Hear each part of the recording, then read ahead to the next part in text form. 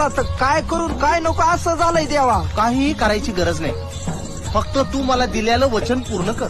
वचन मी दिलं होतं तुला निवडणुकीच्या आधी. हा, आमदार झाल्यावर सोन्याची टोपी घालीन असं वचन दिलं नव्हतंस तू?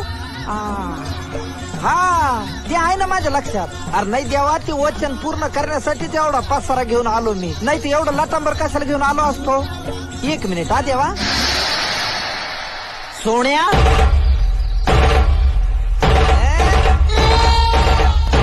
अरे गबरू.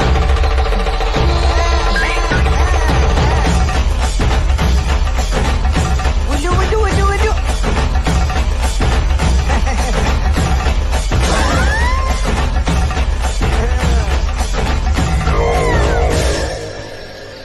देवा, सोन्या आणि ही सोन्याची टोपी.